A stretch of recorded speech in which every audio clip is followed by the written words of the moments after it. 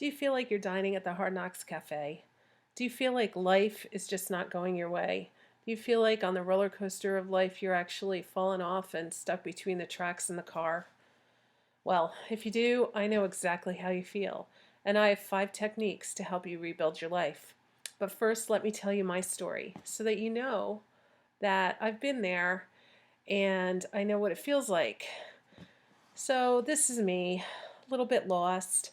When I was 27, I was at the prime of life. I was young, I was fit, I was beautiful. I was dating a guy that I had just become engaged to. I was a director of admissions at a college and traveling all over the US and Canada with a group of students doing creative activities. I was speaking to large audiences, and I was just happy as could be.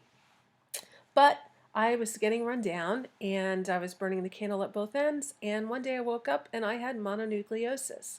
So I did what anyone with mono would do. I went to bed and tried to take care of myself. The problem was that 5 years later, I still hadn't recovered from my mono. And no matter what I did, nothing seemed to work. I kept a positive attitude. I worked on it. I went to unconventional doctors to try to get healed, and I ended up accruing $60,000 worth of medical bills. It was a really, really hard time. This illness never totally resolved, and in 25 years, I still live with some of the effects of it. Well, me having an illness meant that my husband had to make more money because we were going to share the expenses. So he ended up trying to find himself and find a job that would make enough money. And that turned into a lot of frequent moves. And frequent moves cost money too. And pretty soon we were in a pretty deep financial crisis with no ability to be able to make enough money to get out of it. During this time, we decided to have children because we were getting on in years and children were one of the things that we really valued. We wanted to start a family. So we had 2 daughters, um, and they seemed to be very healthy. But as time went on, we started noticing something with our younger daughter that she was not really outgrowing her terrible twos, and it just kept going on and on and on. Pretty soon we found out that on top of an anxiety disorder and some other disorders, our child had Asperger's syndrome, which is a form of autism. And that was a huge crush to my system because I assumed that I would have 2 healthy kids, and I didn't. This led to a faith crisis. It led to total financial collapse, and we ended up having to go bankrupt because of it. We both were in a pretty big depression, and that caused a lot of marital problems. My husband and I started blaming each other. We were working really hard to try to get out of our problems, and nothing seemed to go right, and so it just seemed to be the other person. And pretty soon we were not getting along to such an extent that we decided to separate. However, because we were in such financial collapse, we had to continue to live together. And you can imagine that was a really good time. This caused me to bottom out, and I just really felt like life wasn't worth living. But I really had to go on. I couldn't stay in that place. I couldn't stay there because I was a mom. I had to model for my girls how to live and live a life victoriously, and yet I just didn't feel like I could move on and get it together anymore. But I did, and this is how I did it. I used my 5 steps to rebuilding your life after total collapse.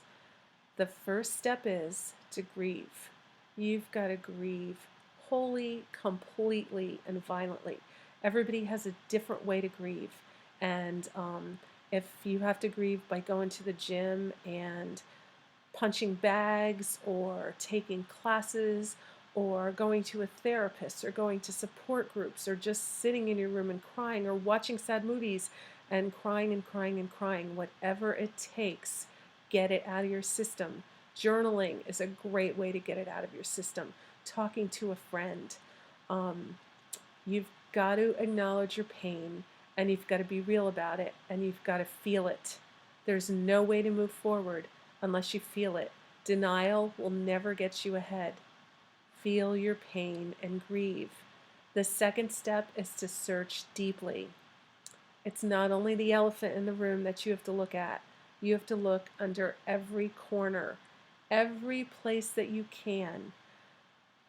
Look at what caused you to get into that situation. Ask the hard questions. What could I have done differently?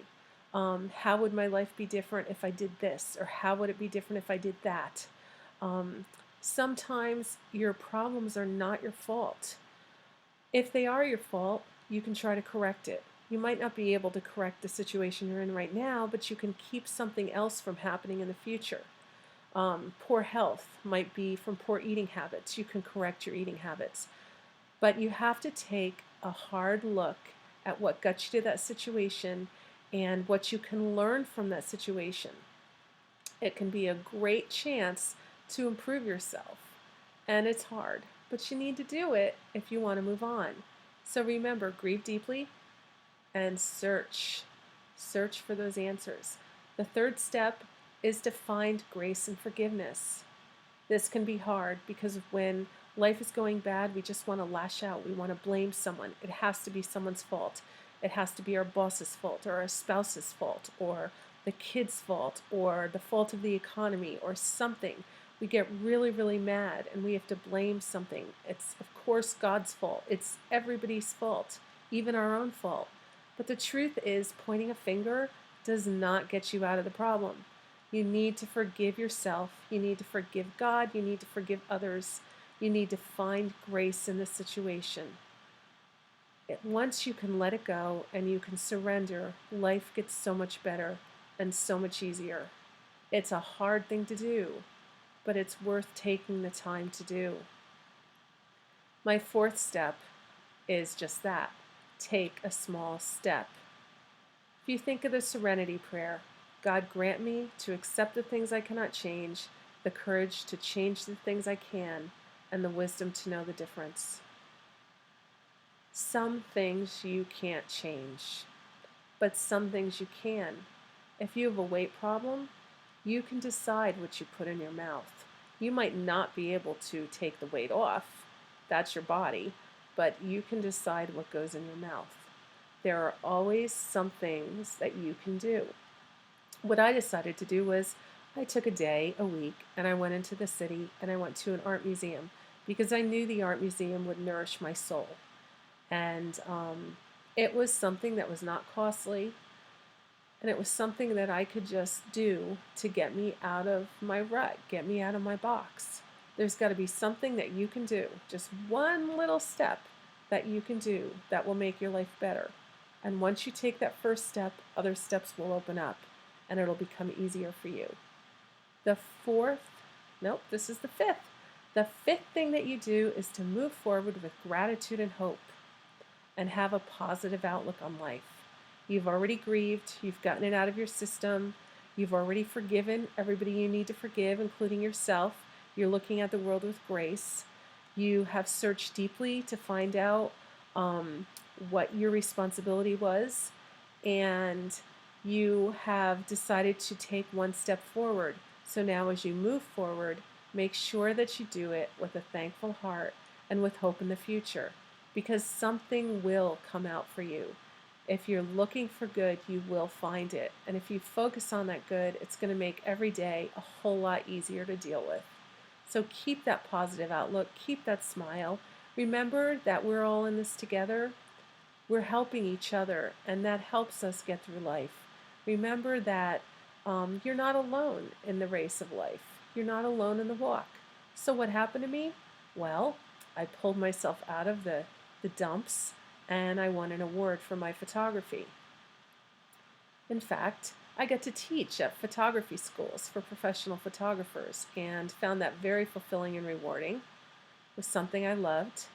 I get to have really great pictures of myself because I have lots of photography friends. I forgave my husband and decided to work on our marriage and restore our family.